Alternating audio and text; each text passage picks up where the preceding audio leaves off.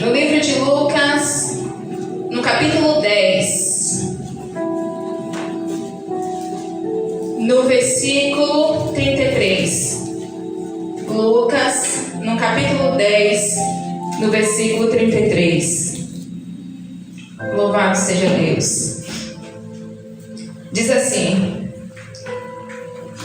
certo samaritano que seguiu o seu caminho passou-lhe perto, e vendo-o compadeceu-se dele. E chegando-se, pensou-lhe os ferimentos, aplicando-lhes óleo e vinho. E colocando-o sobre o seu próprio animal, levou-o para uma hospedaria e tratou dele. No dia seguinte, tirou 2 denários e os entregou ao hospedeiro, dizendo: cuida deste homem, e se alguma coisa gastares a mais, eu tu indenizarei quando voltar. Amém? Amém. Glória a Deus. Paizinho amado, eis aqui a tua palavra, e nós te pedimos essa manhã: usa-me, Senhor. Contempla aqueles corações que estão nessa manhã aqui desejosos em ouvir a tua voz.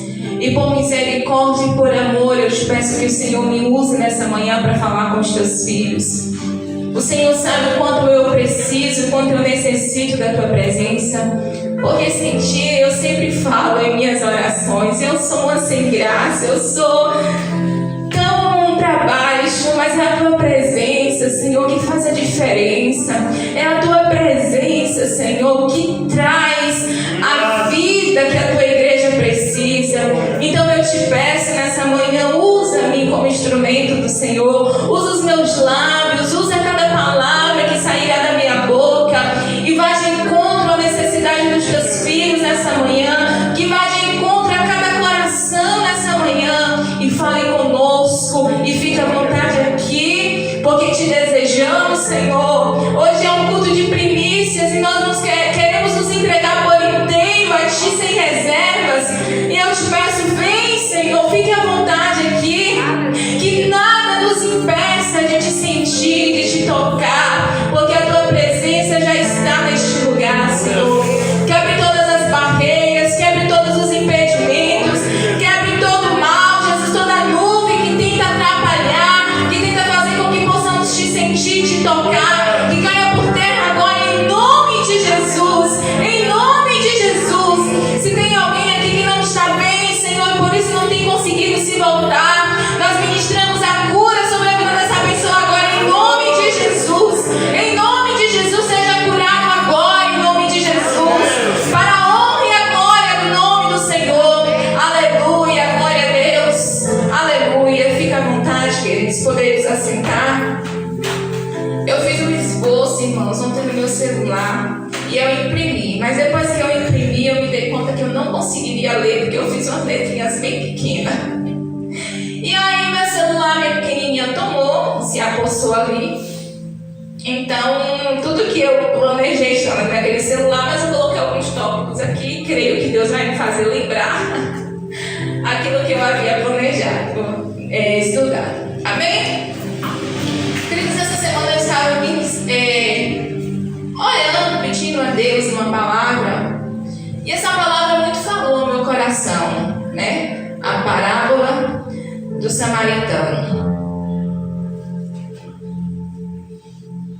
No tempo bíblico, era costume o mestre estar ali em pé, dando seus ensinamentos, e as pessoas sentarem ao seu redor para ouvir a palavra do Senhor. E a Bíblia vai nos dizer que o Senhor estava ali em específico, né, falando para os seus discípulos ali, contando, dando algumas instruções. E um intérprete da lei, um doutor da lei, ele se levanta naquele momento, querendo testar Jesus, e ele diz: mestre, eu tenho uma pergunta. Eu quero fazer uma pergunta. Só que a Bíblia nos diz que ele estava tentando pôr Jesus à prova. Ele não tinha dúvida nenhuma. Ele estava apenas querendo testar Jesus. Afinal, ele era um doutor da lei, alguém muito estudado, né? Doutor Gesiel era um doutor da lei, tinha muito conhecimento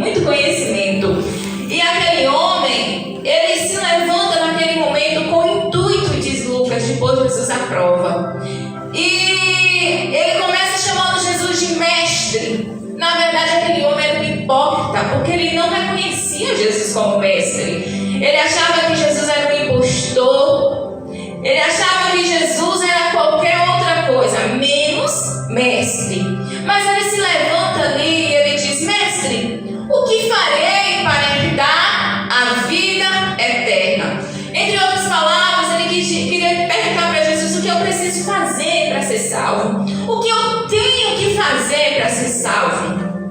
Mas Jesus, irmãos, ele é muito inteligente. O nosso Deus, ele é maravilhoso. Ele é conhecedor do mais profundo dos nossos corações. E ele, sabendo que a real intenção do coração daquele homem não era aprender, mas sim indagar, questionar, ver se Jesus entrava em contradição com alguma coisa na lei. E Jesus, ao invés de dar uma resposta para ele, faz uma nova pergunta. Mas é o que está escrito na lei, né? Você não é um doutor, é um homem muito inteligente que estudou a lei de capa a capa. Então me diga o que está escrito lá. E ele começa a dizer: olha, está escrito: amarás o Senhor teu Deus de todo o teu coração, de toda a tua alma, de todas as tuas forças. Irmãos, e tem gente que você não pode nem brincar de esconde-esconde, porque ele mesmo se acha, né? Tem gente que se acha tanto que você não pode nem brincar de esconde-esconde, que ele mesmo se acha.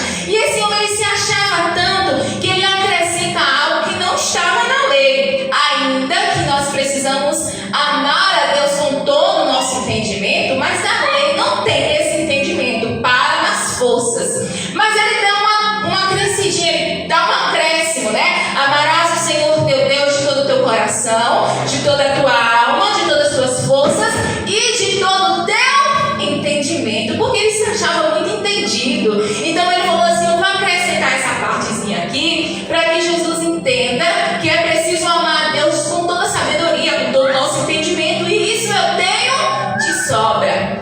Então ele continua: e amarás o teu próximo como a ti mesmo. E Jesus, irmãos, eu acho lindo de Jesus, porque às vezes quando a gente não gosta de uma coisa, a gente quer falar na lata, né? Não gostei, né? O marido, às vezes a mulher faz uma comida gostosa lá, mas ela pesa no sal. E aí ele já começa: ixi, mas que comida salgada, né? Que isso?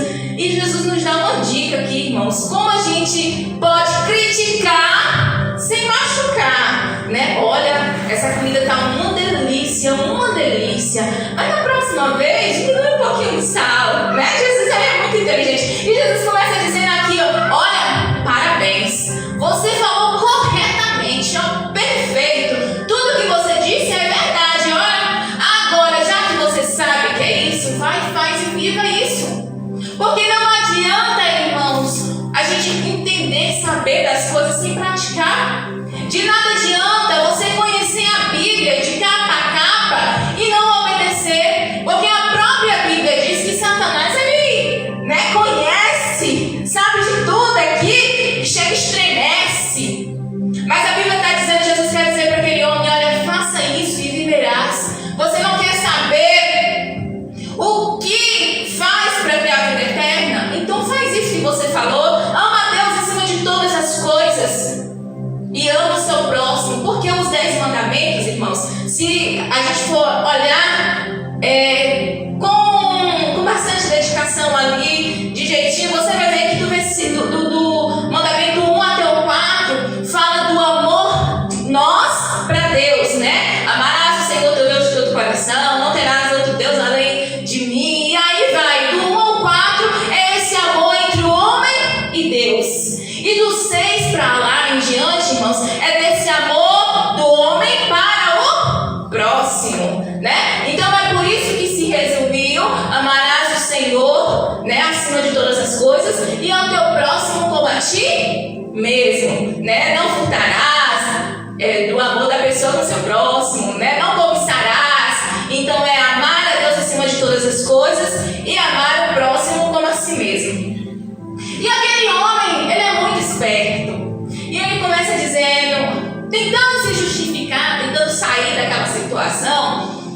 E ele percebe que ele mesmo se colocou numa armadilha. Porque ele falou, para que eu seja salvo, eu preciso amar a Deus de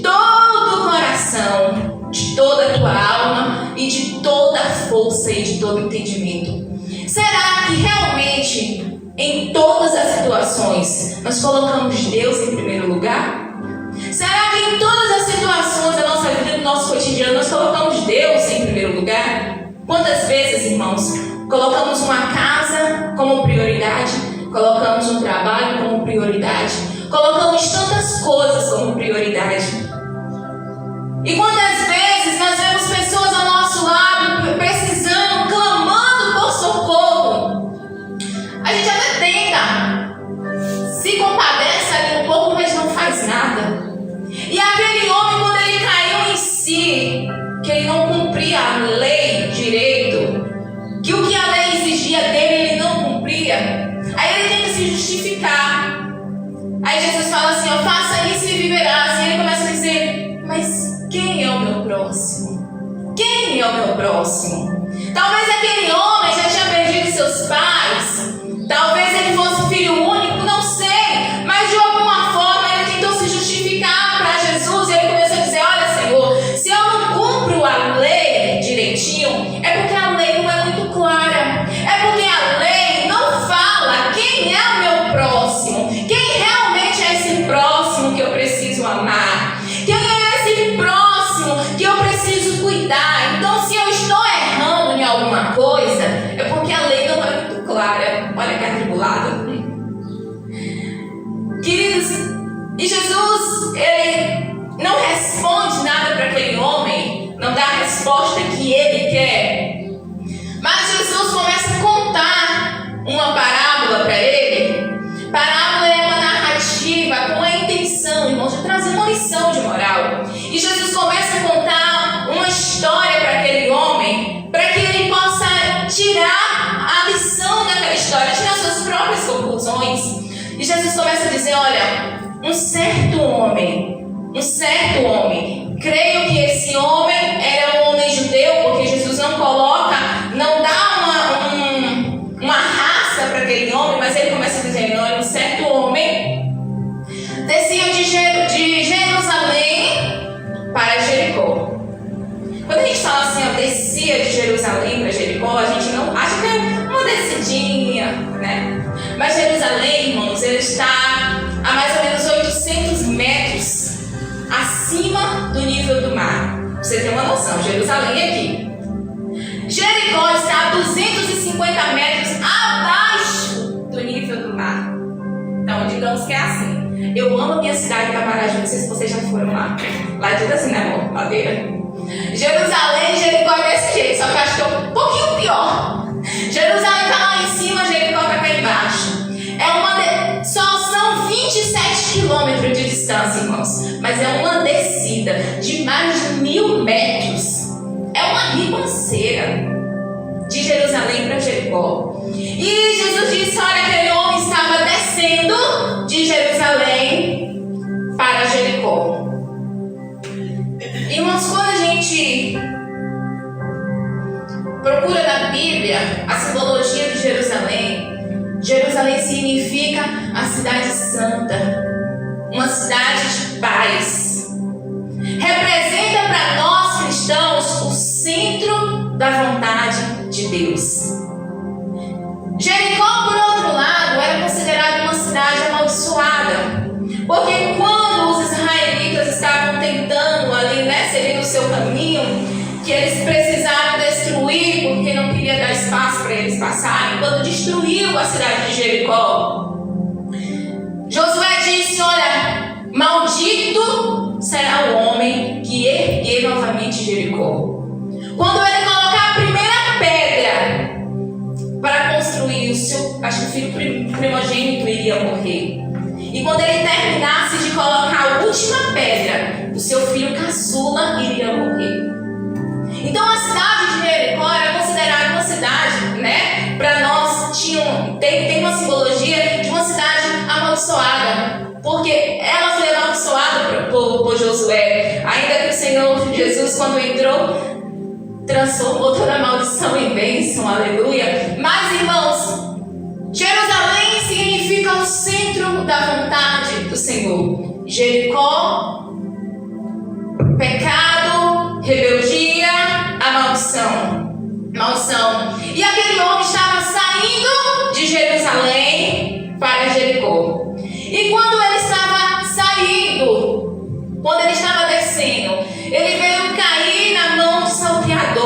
ladrão, os quais, depois de tudo, lhe roubaram e causaram muito sofrimento. Então, aqueles ladrões, irmãos, quando viu aquele homem descendo aquele caminho, a história vai nos dizer que existia duas estradas de Jerusalém para Jericó. Uma estrada foi construída por Roma, então ela era mais longa, né? Era uma estrada mais longa, só que era bem policiada, porém uma estrada distante. Essa estrada, por onde esse homem passou, digamos que era um atalho, e era uma cidade onde tinha muitos ladrões. Era considerada a estrada sangrenta, porque por essa estrada muitos homens haviam sido mortos por ladrões.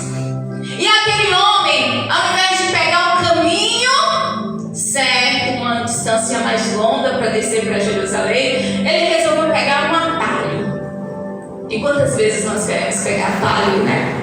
Quantas vezes, irmãos, nós queremos conseguir as coisas mais rápido, queremos as coisas do nosso jeito, queremos pegar um atalhozinho.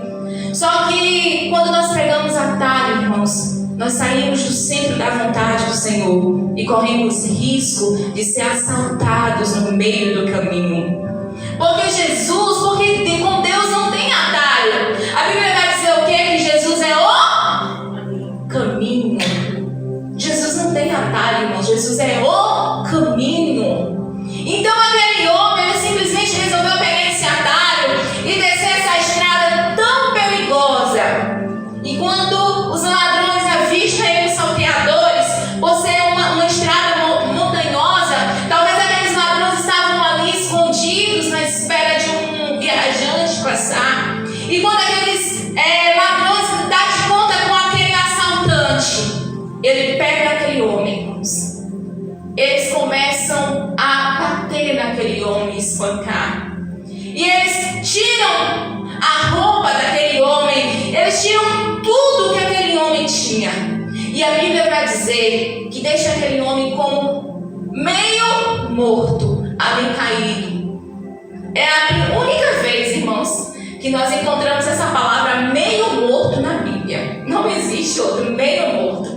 Ou seja, aquele homem nem estava vivo e nem estava morto. Ele estava meio morto, né? É até estranho de se falar. Ele estava em coma, digamos assim.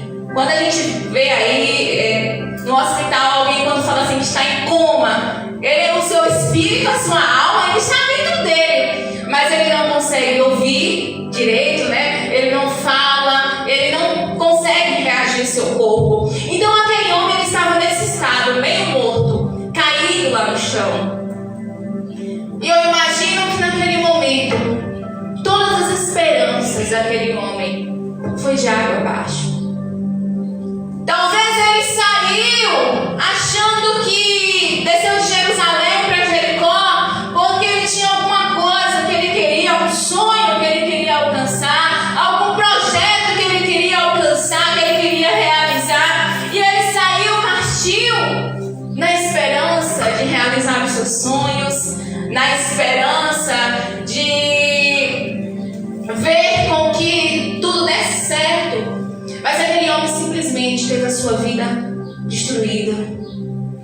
Em um passe de segundos, ele perderia a sua vida. Ele estava ali caído, ensanguentado, sem forças para se levantar, sem forças para se erguer.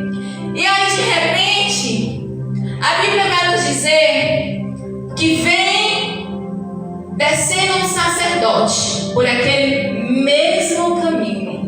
Percebe que o sacerdote também estava descendo, porque Jericó era uma cidade também que moravam muitos sacerdotes e levitas.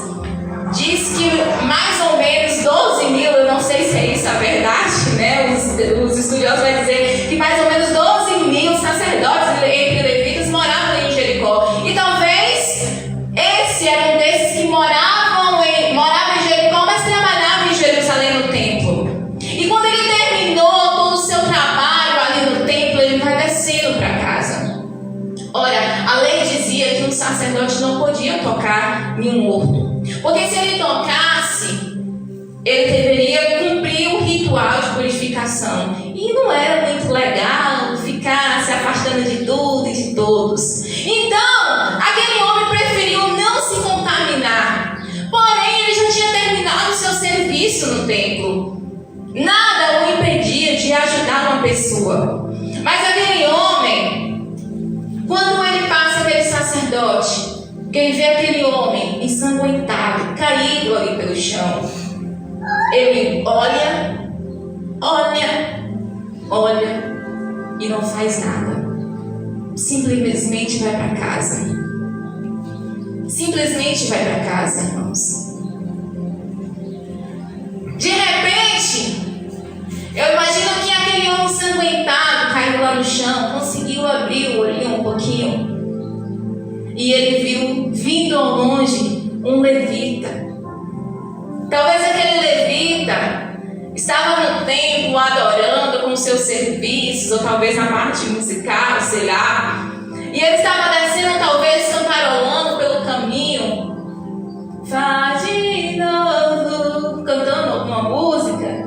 E quando ele observa aquele homem caído no chão, ele olha, e mais uma vez não faz nada, irmãos. Simplesmente passa largo, sem sequer olhar para aquele homem para saber se ele estava vivo, se ele estava morto, o que poderia fazer. E às vezes, irmãos, nós somos assim. Nós somos esse viajante que estamos andando. Nós somos passageiros nessa terra, irmãos. Nós estamos em uma viagem, sabia? A nossa cidade mesmo, onde nós iremos morar eternamente, é nos céus. Quem crê nisso? Aleluia. Aqui nós somos um viajante. E às vezes nessa estrada da vida, nós somos assaltados. A Bíblia diz que o inimigo veio para fazer o quê? Matar, roubar e destruir. E às vezes nessa estrada da vida, nós somos assaltados. Quantas vezes roubam a nossa alegria, roubam a nossa esperança, roubam a nossa fé, tentam roubar a nossa fé, nos bate, nos deixa ali caído, meio morto, irmãos, são os problemas da vida, que tentam nos afligir, que tentam nos deixar em estado de coma espiritual. Quantas vezes nós chegamos na igreja, nós estamos parecendo mortos, nós não temos forças para glorificar, nós não temos forças para orar, nós não temos forças para reagir, porque nós estamos em um estado de coma espiritual, devido aos problemas, devido aos afazeres do dia a dia, talvez devido à ansiedade, talvez algum problema que te incomoda, e muitas vezes nós estamos assim, jogados ao chão. E aí, a gente vê perto de nós, passando um sacerdote, e a gente fala assim, não, esse vai me ajudar. É um homem de Deus, é uma mulher de Deus, ele vai me ajudar, ela vai me ajudar a sair dessa situação. Mas aí aquele sacerdote passa e não faz nada por você. De repente você vê um levita vindo, alguém que tem muito trabalho, alguém que é muito usado, alguém que faz tantas coisas na igreja, fora, que tem condição financeira, e você fala, não, agora essa pessoa vai me ajudar, essa pessoa vai me ajudar. E aí simplesmente ela passa e não faz nada. Porque o nosso socorro, irmãos, não vem de homens, o nosso socorro vem de Deus. Os nossos olhos precisam estar fitos nele, porque não é o homem que faz porque quer, mas Deus escolhe as pessoas certas para nos ajudar. São as pessoas que Deus escolhe para estar ao nosso lado. Ele tem o controle de tudo, irmãos, ele tem o controle de tudo, e não é quem a gente pensa que vai nos ajudar que nos ajuda, mas é quem Deus escolhe para nos ajudar. E a Bíblia vai nos dizer que aquele homem já caído ali no chão, ensanguentado, quase morto. E aí, quando ele tenta abrir, talvez, só as pálpebras, né? Ele percebe que lá de longe vem um homem samaritano. Samaritanos, na verdade, eles são, tanto judeus quanto samaritanos, Eles são conhecidos pelas suas vestes. De longe, você já conhece, né? Hoje, se você vê um muçulmano de longe, você já sabe, você já sai correndo muitas vezes, né? Já com medo. Então, nós conhecemos uma pessoa normalmente pelas suas vestes. E aquele homem caído no chão, ele percebe que lá longe vem o samaritano. E judeus e samaritanos, irmãos, não se davam bem. Não se davam bem. Quando o rei Salomão morreu, o reino de Israel foi dividido em dois reinos: Reino do Norte e Reino do Sul. O Reino do Sul ficou sua capital em Jerusalém. O Reino do Norte ficou a sua capital em Samaria. E os que moravam em Samaria começaram a se corromper. E o Senhor permitiu que os assírios entrassem lá e invadissem a Samaria. Levaram-se alguns judeus cativos. E os que ficaram lá, outros povos foram morar ali. E aí eles começaram a se casar com outros povos. Mas os judeus só aceitam o povo que é da sua própria raça. E aqueles homens, aqueles judeus que ficaram ali, começaram a casar com outros povos. E isso foi uma indignação para os outros judeus.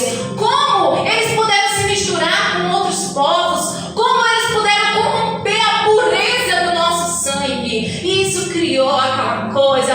E eles começaram a se odiar por isso. Começou a se odiar porque uns falavam que tinha que adorar em Jerusalém. Outros falavam, não, tem que adorar no Monte Gerizim. E aí virou aquela confusão.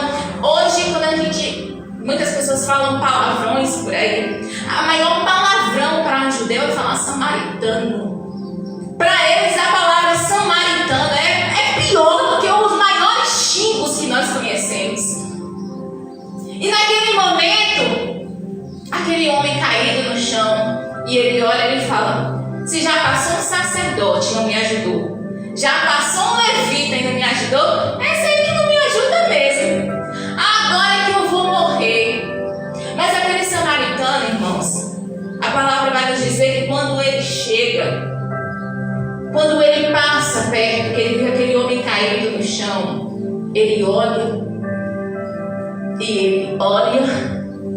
E a Bíblia diz que no seu coração, ele vendo aquilo, ele compadeceu, ele teve compaixão daquele homem. A palavra compaixão, irmãos, é um sentimento de misericórdia. Sabe o que significa misericórdia? É uma palavra latina que tem a junção de duas palavras: miséria mais córdia, que vem de coração. Ou seja, é trazer a miséria da pessoa para perto do coração dele. Isso é misericórdia. É você amar quem não merece. É você ter pena e querer ajudar quem não merece. Isso é misericórdia.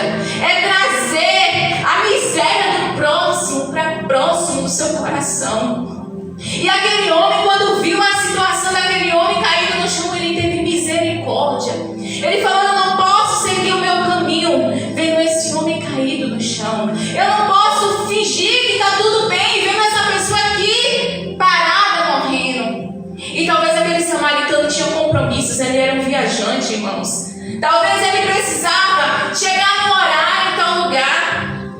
Ele precisava cumprir com seus compromissos. Mas ele falou: não, existe um compromisso no momento mais importante, que é cuidar de alguém que está precisando. E a Bíblia vai nos dizer que ele parou, ele chegou perto daquele homem, se ajoelhou, irmãos, porque aquele homem estava caído. Ele se ajoelha diante daquele homem, e aí ele tira o azeite, ele tira o vinho, e ele começa a limpar, jogar o azeite na ferida daquele homem, e ele vai limpando aquelas feridas. Ele joga o vinho, que era cicatrizante. O azeite e o vinho servia para limpar feridas, para cicatrizar feridas. E ele limpa ali, irmãos, ele vai limpando de jeitinho. E depois ele ata a ferida daquele homem. Ele atou as feridas daquele homem. Ele atou as feridas daquele homem para não cair sujeira e risco de infeccionar. Ele atou as feridas daquele homem para não ficar exposto. moscas virem e começar a ficar em cima, né? Ele teve um cuidado de tratar as feridas daquele homem e cuidar. E quantas vezes, irmão, nós precisamos aprender com aquele homem a atar as feridas de outras pessoas? Porque hoje nós estamos vivendo em um mundo em que não podemos confiar em ninguém. Quantas vezes nós estamos tão desesperados, tão angustiados, e nós não podemos confiar e contar nada para ninguém, porque tudo que era para ser ajudado, muitas vezes atados ali, tratado aquela ferida, é exposta. Aquele homem tratou a ferida daquele homem para não ficar exposta. E hoje em dia tem muitos crentes expondo a ferida de outros. É no WhatsApp, é no Facebook. Você viu, fulano caiu. Você viu, fulano fez isso. Nossa, fulano é aquilo, fulano é aquilo. Queridos, é tempo de atar as feridas dos próximos. Saber que alguém está precisando de ajuda e ajudar e tentar tapar aquelas feridas, tratar aquelas feridas e não expor elas. Aquele homem tentou proteger as feridas daquele homem, tratando com azeite, tratando com vinho. E a palavra vai nos dizer que depois que aquele homem tratou as feridas daquele outro homem, né, daquele que estava caído, ele colocou sobre o seu animal. Pensa aí, eu falei que de Jerusalém para Jericó era uma descida, não é isso? Aquele homem talvez estava subindo, quando estava subindo para Jerusalém, estava no seu, né, cavalo, animal ali que seja, mas quando ele viu aquele homem, ele colocou na sua cavalgadura, ali no seu animal, e ele começa a subir, andando a pé, com aquele homem no seu animal, protegendo ali para ele não cair para a direita nem para a esquerda. Imagina como foi essa caminhada, irmãos, muito difícil, com alguém semi-morto naquele animal e ele cuidando ali para não cair, cuidando para não cair, numa descida tão terrível. E a Bíblia diz que ele poderia, irmãos, deixar aquele homem lá em cima em Jerusalém, em algum cantinho. Lá ele se virava. Lá ele dava um jeito. Mas aquele homem, ele fez muito mais do que o que aquele miserável, né, digamos assim, aquele homem viajante precisava ou merecia. Ele levou aquele homem para uma estalagem, para uma hospedaria e tratou dele. Aquele homem, o samaritano, era um viajante, irmãos, ele tinha seus compromissos. Mas ele deixou tudo para cuidar daquele homem. E ele passou a noite, talvez, ali, ó, tratando as feridas, dando um pouquinho de água na boca, fazendo uma comidinha, alguma coisa, e dando ali para ele se alimentar. Sem nem conhecer, aquele samaritano não conhecia aquele homem, nunca tinha visto ele, mas tratou a noite toda dele. Toda. E quando chegou de manhã, ao ir embora, ele simplesmente poderia dizer: olha, eu fiz a minha parte, então agora eu vou embora. E falava para o dono da hospedaria: agora o senhor vê o que você faz, se deixa ele aí ou se põe para fora. Mas aquele homem falou assim: olha, toma 2 denários, cuida dele por mim, cuida dele. E eu te prometo que quando eu voltar, eu vou voltar. Se você precisar gastar alguma coisa a mais com ele, pode usar, pode gastar. Porque eu te prometo que quando eu voltar, eu vou te pagar tudo. Eu vou te restituir tudo. Irmãos, eu acho essa história muito bonita. Lógico que o que o Senhor Jesus queria ensinar para aquele homem, naquele momento, era o amor ao próximo. Era você amar quem não merece, amar quem não fez nada para merecer. Sabe aquele que está atormentando a tua vida? Sabe aquele que você fala assim: meu Deus, só Jesus, né? Causa. Aí o Senhor está querendo dizer: olha, ame ele assim mesmo. Ame. Mas o que eu quero trazer nessa noite, irmãos, ou nessa manhã, desculpa, esse detalhezinho do samaritano, aquele homem que viu um outro caído lá no chão e quis ajudar. Talvez você e eu éramos esse homem viajante que quis sair de Jerusalém para Jericó. Saímos um pouquinho do centro da vontade de Deus e tentamos andar do nosso modo, do nosso jeito, da nossa forma. E ainda que não fosse assim, na estrada da vida, a qualquer momento podemos ser assaltados. E talvez você pode ser esse homem que estava caído lá no caminho.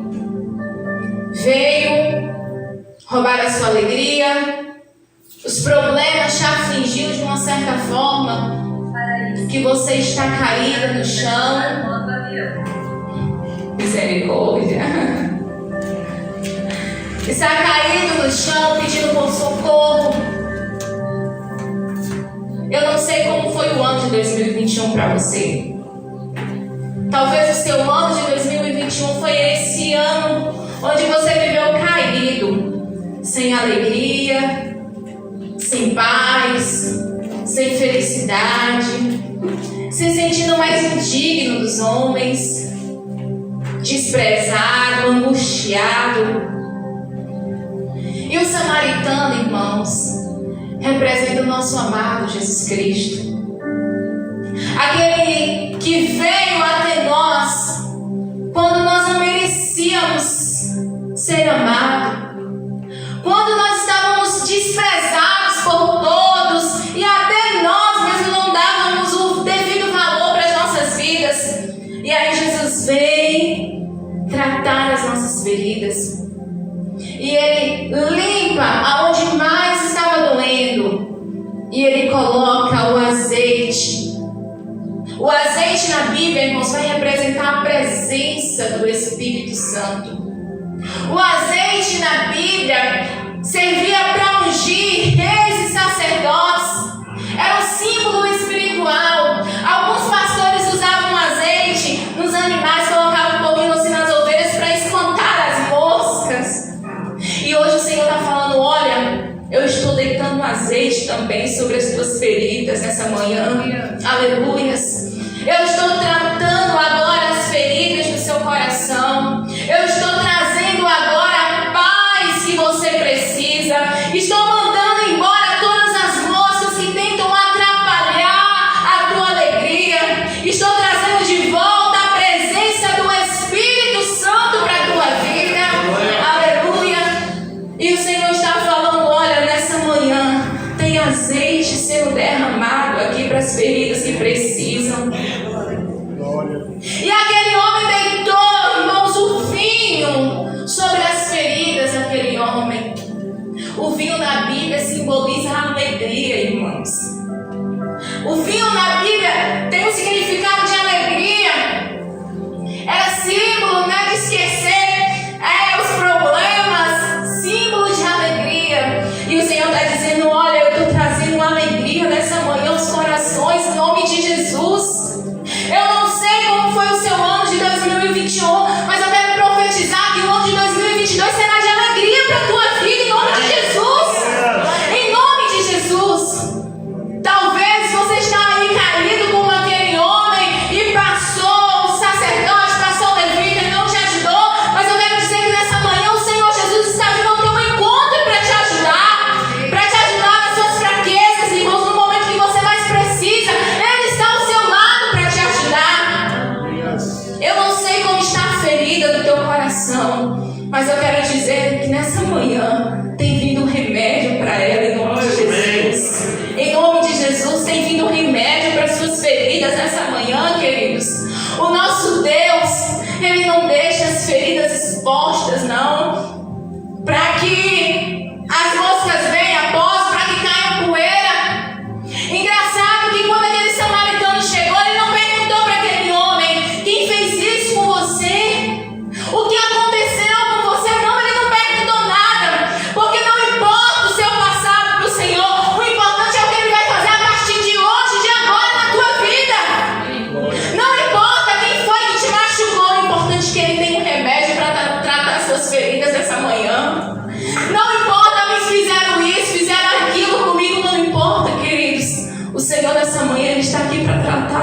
vidas, para trazer o azeite, a alegria que você precisa nessa manhã. Talvez você perdeu o brilho do Espírito Santo, mas nessa noite há azeite descendo aqui sobre a vida daqueles que creem, que desejam, que almejam. E eu quero profetizar que esse ano de 2022 será um ano diferente para a tua vida. Em nome de Jesus, se você passou o ano de 2021 como meio morto, meio para baixo, esse ano vai ser um ano de vida para você, em nome de Jesus. Um ano de vida, de restituição. Um ano onde o Senhor vai te mostrar que você vale muito para Ele. Irmãos, aquele samaritano, ele investiu naquele homem. Ele investiu o seu tempo, ele investiu o seu dinheiro, porque ele sabia que a alma daquele homem valia a pena, que a vida daquele homem valia a pena.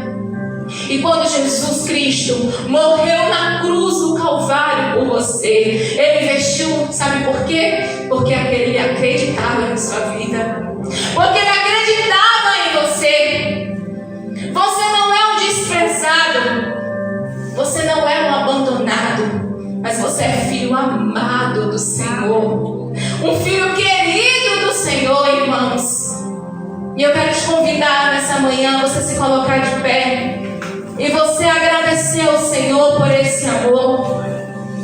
Nós não merecíamos tanto amor, não merecíamos. Estávamos jogados num caminho, abandonados, feridos, fomos deixados para trás para morrer. Nos bateram, nos machucaram, roubaram tudo que nós tínhamos. Talvez você fale assim: Senhor, eu não tenho alegria na minha vida mais, eu não tenho prazer na minha vida mais, eu estou desiludido, Senhor, eu me sinto tão para baixo, eu me sinto quase morto nessa vida, nessa caminhada. Mas eu quero te dizer nessa manhã, tem vindo alegria para a tua alma. Tem vindo alegria para a tua alma nessa manhã, em nome de Jesus. Em nome de Jesus, o samaritano está aqui nessa manhã e ele vai tratar as suas feridas. Eu não sei quem foi que te machucou, eu não sei qual foi a circunstância que te feriu, que te abalou, que roubou a tua alegria, a tua paz. Mas eu quero te dizer que nessa manhã o samaritano vai tratar essas feridas em nome de Jesus. O samaritano vai tratar essas feridas em nome de Jesus, em nome de Jesus. Eu quero te convidar, você que quer ser tratado de alguma ferida, que você olha para dentro de você e diz: Senhor, roubou a minha alegria, roubou, Senhor, a minha paz.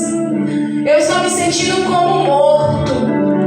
Meu ano de 2021 foi um ano que eu não tive alegria, que eu me senti como meio morto em meio do caminho.